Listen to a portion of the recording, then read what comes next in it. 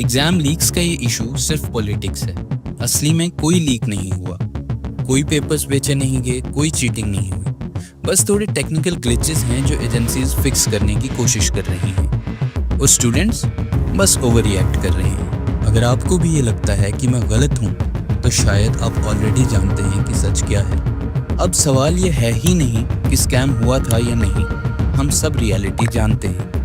और चौंकाने वाली बात यह है कि ये सब ओपनली हो रहा है, ठीक हमारी आंखों के सामने। पेपर्स लीक हो रहे हैं, सीट्स खरीदी जा रही हैं और फ्यूचर्स बेचे जा रहे हैं। और जिम्मेदार कौन है? No one. No answers, no punishment, no accountability. जिसे टेक्निकल ग्लिचेस बोलकर टाल दिया जाता है, ये ग्लिचेस हज़ारों स्टूडेंट्स की सालों की मेहनत को बर्बाद कर देते हैं और उनके सपने हमेशा के लिए सपने रह जाते हैं। ये सिर्फ एक स्कैम नहीं है, ये है एक फुल ब्लोन ट्रस्ट क्राइसिस। जुलाई 2025 में एग्जाम स्कैम्स का ये इशू फिर से हेडलाइंस में आया जब एसएससी फेज 13 के एग्जाम में मेजर फ्लॉज सामने आए और ये फ्लैश पॉइंट बना जहां से एक नेशन वाइड आउटरीच शुरू हुआ। स्टूडेंट्स को लास्ट मिनट पर बताया गया कि उनका एग्जाम या तो कैंसिल हो गया है या उनके सेंटर्स चेंज हो गए हैं, कई केसेस में कई किलोमीटर्स दूर। सर्वर्स क्रैश हुए, बायोमेट्रिक मशीन्स बंद हो गई और अरेंजमेंट्स वर जस्ट मेसी। उंगलियां उठना शुरू हुई एग्जाम कंडक्टिंग एजेंसी एडिक्विटी पर, वही वेंडर जो 2020 में ब्लैकलिस्ट हो चुका था, फिर भी इसे इतना बड़ा एग्जाम कंडक्ट कराने का कॉन्ट्रैक्ट दे दिया गया। एसएससी के पास 55,000 से ज़्यादा कंप्लेंट्स आई।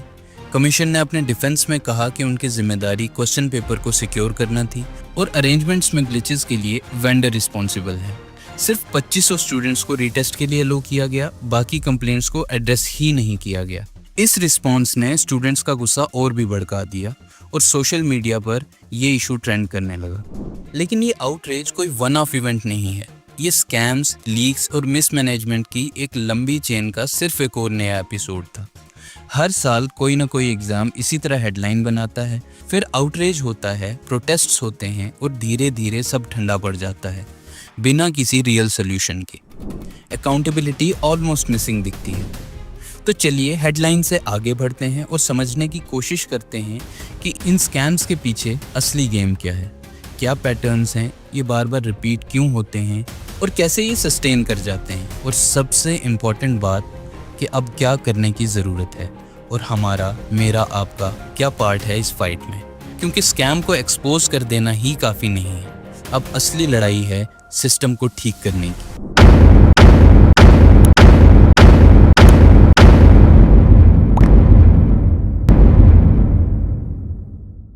अगर आप सोचते हैं कि स्कैम तब शुरू होता है जब क्वेश्चन पेपर्स टेस्ट की रात व्हाट्सएप पर आ जाते हैं, तो शायद आप गलत हैं। ज़रा ध्यान से सुनिए, ये पूरा प्रोसेस उससे बहुत पहले शुरू हो चुका होता है, जब शायद पेपर पर इंक भी नहीं लगी होती। इन्वेस्टिगेशंस और रिपोर्ट्स में इन्वॉल्व पाए गए एग्जाम बोर्ड के ट्रस्टेड इनसाइडर्स, वेंडर की आईटी टीम के लोग या खुद क्वेश्चन सेटर जिनके पास पहले ही एक्सेस होता है। वेस्ट बंगाल एसएससी लीक 2021 में इन्वेस्टिगेटर्स ने पाया कि पूरा question set lock board office से कई दिन पहले ही निकाल लिया गया था और कुछ ही घंटों में वो टेलीग्राम और व्हाट्सएप के प्राइवेट ग्रुप्स में सर्कुलेट होने लगा था। कई स्टूडेंट्स के लिए ये रेस एग्जाम के दिन से बहुत पहले ही खत्म हो गई थी। अब अगला स्टेज आता है पेपर प्रिंटिंग का।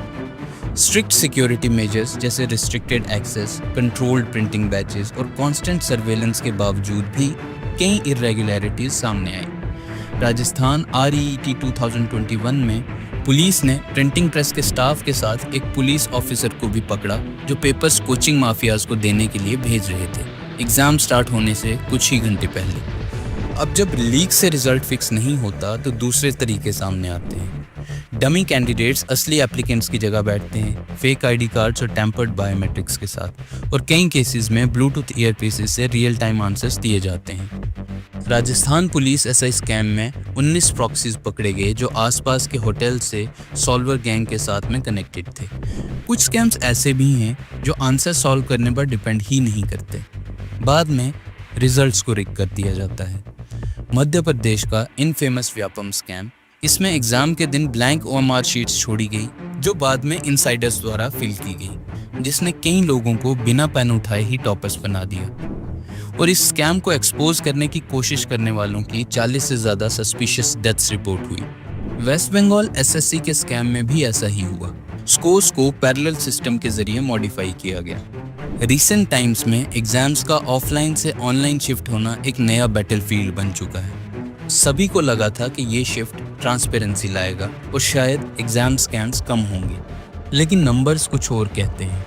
अगर एक एवरेज देखी जाए, जो एग्ज़ाम्स 2015 के बाद मोस्टली ऑनलाइन हुए, उनमें 600% तक का एक बड़ा जंप स्कैम रिपोर्ट्स में देखा गया, जबकि ऑफलाइन एग्ज़ाम्स में ये लगभग 325% ही है। मेथड्स बदल गए हैं। पेपर स्मगल करने के बजाय अब फ्रॉडस्टर्स रिमोट एक्सेस टूल्स का यूज़ करते हैं, सर्वर्स हैक करते हैं या एनक्रिप्टेड चैनल्स के थ्रू एग्ज़ाम के दौरान आंसर पेपर्स लीक करते हैं। एसएससी CHSL 2024 का एग्जाम्पल ले लीजिए। एक सेंटर में 53 कैंडिडेट्स ने नियर परफेक्ट स्कोर किया, क्योंकि वेंडर की IT टीम ने सेशन के दौरान उनको आंसर्स फीड किए थे। टेक्नोलॉजी सिक्योरिटी का प्रॉमिस थी, पर रियलिटी कुछ और है। फ्रॉडस्टर्स सेफगार्ड से ज़्यादा तेज़ अपग्रेड हो रहे हैं। अब जब स्कैम्स एक्सपोज होते हैं, मीडिया स्पॉटलाइट आता है, तो सबको उम्मीद होती है जस्टिस की, लेकिन असल में होता है एक carefully planned cover up. Investigations महीनों या सालों तक चलती हैं, एविडेंसेस गुम हो जाते हैं, विटनेसेस चुप हो जाते हैं या डर से चुप करा दिए जाते हैं, और ऑफिशियल्स ब्लेम करते हैं टेक्निकल ग्लिचेस को या ह्यूमन एरर को, जबकि असली गिल्टी लोग ब्यूरोक्रेसी और लीगल लूपहोल्स के पीछे छुपे रहते हैं। नीट 2024 में हार्श एविडेंसेस के बावजूद इंक्वायरी में इतने रोड ब्लॉक्स आए, जैसे CCTV फुटेज का गायब हो जाना, एक्यूज्ड ऑफिशियल्स बेल पर छूट जाना, विसल ब्लोअर्स को धमकियां मिलना और ऐसी बहुत सारी चीज़ें।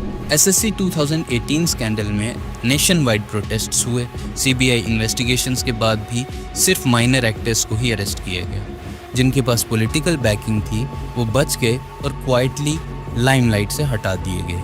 ये cycle of silence, political shielding और डिलेड जस्टिस करोड़ों ऑनेस्ट एस्पायरेंट्स को कंटिन्यूसली धोखा दे रहा। तो चलिए अब बात करते हैं इन स्कैम्स के ह्यूमन कॉस्ट की और इनका इम्पैक्ट क्या है इंडिया के यूथ पर। भागीशा तिवारी 18 साल की एक नीट एस्पायरेंट जिसने जून 2024 में खुद की जान ले ली। उनके फादर ने आरोप लगाया एग्जाम स्कैम्स पर। वो बच्ची जो सालों से अपने सपने के पीछे भाग रही थी, रोज 10-12 घंटे की पढ़ाई, घर से दूर, पर जब NEET UG paper leak scandal हुआ और इरेगुलरिटीज सामने आई तो उसे अपना फ्यूचर हाथ से जाता हुआ दिखा। और ये कहानी कोई अकेली नहीं है। NCRB के हिसाब से इंडिया में हर रोज 35 स्टूडेंट्स सुसाइड करते हैं। 2022 में ही 13,044 स्टूडेंट्स ने अपनी लाइफ खत्म की।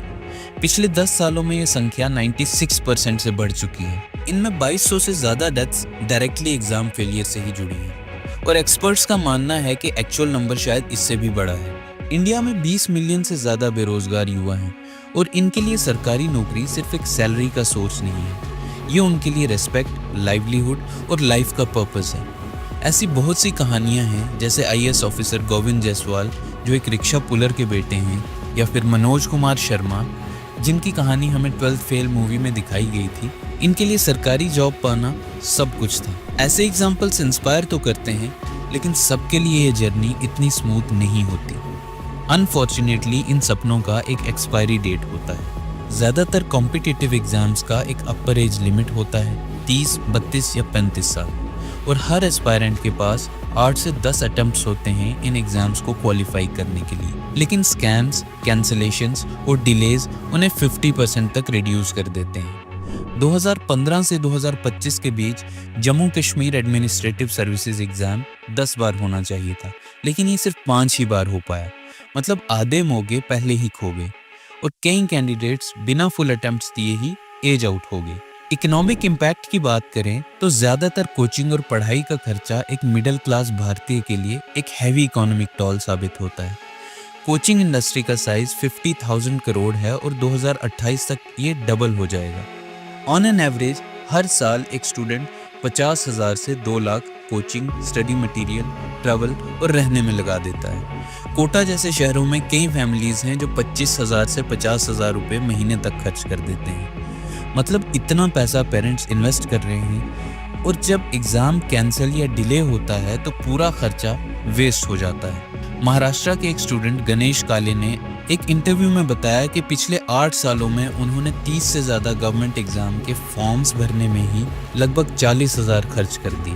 लेकिन कई एग्ज़ाम लीक्स, स्कैंडल्स और कंट्रोवर्सीज की वजह से कैंसिल हो गए या अटक गए। ये तो थी इकोनॉमिक टॉल की बात, लेकिन मेंटल टॉल इससे भी ज़्यादा डरावना है, जो सीधा दिल पर छपता है। मेंटल हेल्थ स्टडीज़ ने बताया है कि चेन्नई के नीट एस्पायरेंट्स में 59% को डिप्रेशन और सबको एंजाइटी के सिम्टम्स सामने आते हैं। FMGE एस्पायरेंट्स में 2023 में किए गए एक सर्वे ने बताया कि 76% डिप्रेशन, 80% एंजाइटी और 72% में स्ट्रेस रिपोर्ट होता है। कोटा में एक साल में 29 से ज़्यादा कोचिंग स्टूडेंट्स के सुसाइड के केसेस सामने आए।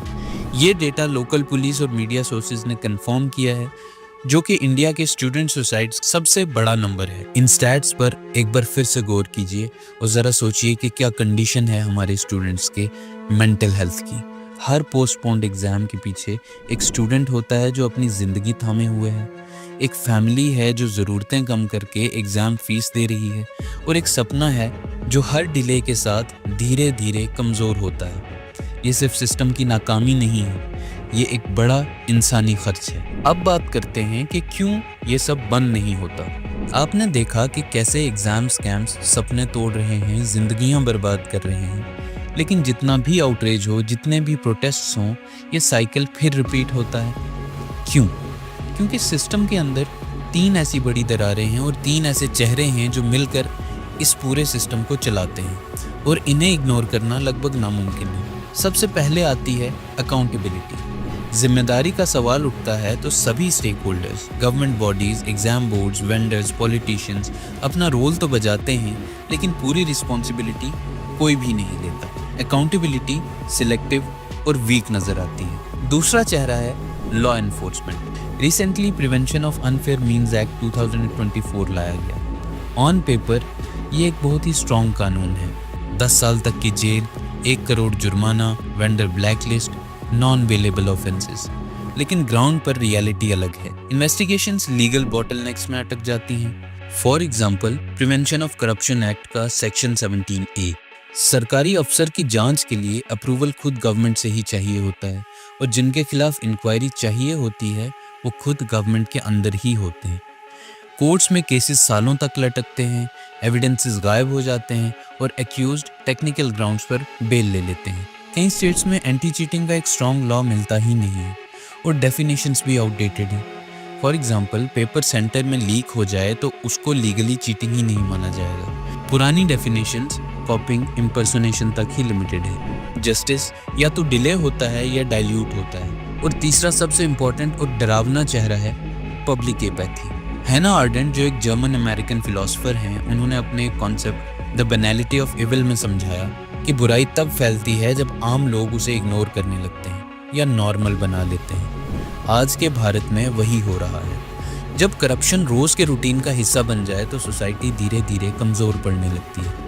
एग्ज़ाम स्कैम्स हों या पॉलिटिकल करप्शन, ये सब कुछ बैकग्राउंड नॉइस बन जाता है जब तक कि दर्द अपने घर न पहुँचे। और सिर्फ एग्ज़ाम्स में ही ऐसा नहीं हुआ।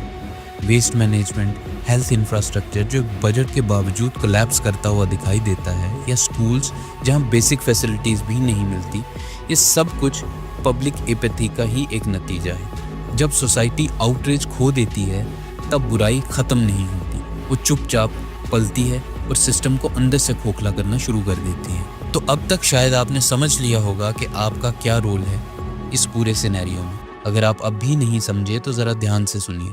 सोशियोलॉजिस्ट इमाइल दुर्खेम कहते हैं कि सोसाइटी के नॉर्म्स ही बिहेवियर को रेगुलेट करते हैं और सोशल ऑर्डर को बनाए रखते हैं। लेकिन एक बात समझनी होगी, एथिक्स और मॉरल्स कभी भी फिक्स नहीं होते, वो सोसाइटी के साथ इवॉल्व होते हैं। जो आज अनएथिकल लगता है, कल सोसाइटी जब उसे टॉलरेट करना शुरू कर देती है तो वो धीरे धीरे एक्सेप्टेबल बन जाता है। प्रॉब्लम ये है कि जब लोग ये महसूस करने लगते हैं कि चीटिंग एक अनस्टॉपेबल टाइड है, तो उनके दिमाग के अंदर एक साइलेंट शिफ्ट होता है, एक छुपी हुई बातचीत अपनी कॉन्शियस से, कि लड़ने से बेटर है एडजस्ट कर लो, शॉर्टकट लेना सर्वाइवल है। इमेजिन करो एक क्राउडेड क्रॉस रोड पर खड़े हो जहां सबको पता है कि रास्ता टेढ़ा है, लेकिन लोग वही रास्ता चूज करेंगे क्योंकि दूसरा रास्ता ऑलमोस्ट इम्पॉसिबल लगता है। इसी साइलेंट एक्सेप्टेंस में राइट और रॉन्ग की लाइन ब्लर होने लगती है। जो पहले एक डेस्परेट इंडिविजुअल चॉइस थी, वो धीरे धीरे कलेक्टिव प्रैक्टिस बन जाती है और फिर सोसाइटी खुद धीरे धीरे उस करप्शन को जिंदा रखने लगती है जिसे वो पहले कंडेम करती थी। प्रोटेस्ट से पार्टिसिपेशन, ये साइलेंट ड्रिफ्ट ही है जो करप्शन को हमारी रोजमर्रा की जिंदगी का पार्ट बना देती है। अब वो शॉक नहीं करती, बस नॉर्मल लगने लगती है और यहीं से मॉरल डीके की शुरुआत होती है। और अगर ये बातें उन लोगों तक पहुंचती हैं जिनके हाथ में पावर और रिस्पॉन्सिबिलिटी है, तो एक सिंपल बात याद रखिए, ये fight one group versus another नहीं है, ये ब्लेम गेम नहीं है, ये बात है सोसाइटी के फैब्रिक को बचाने की। अगर हम अपने ही आंगन में जहर बोएंगे तो कभी ना कभी वो जहर हमारे निवालों तक भी पहुंचेगा। ये एक छोटे घाव से एक गहरा जख्म बनेगा जो शायद कभी ना भर सके। So this is not a call to fight, ये कॉल है हील करने की, ये कॉल है ब्लेम से बिल्ड की तरफ जाने की और एक ऐसा फ्यूचर बनाने की जहां फेयरनेस और ट्रस्ट सिर्फ शब्द नहीं बल्कि वो हवा हों जिसमें हमारे बच्चे सांस ले सकें।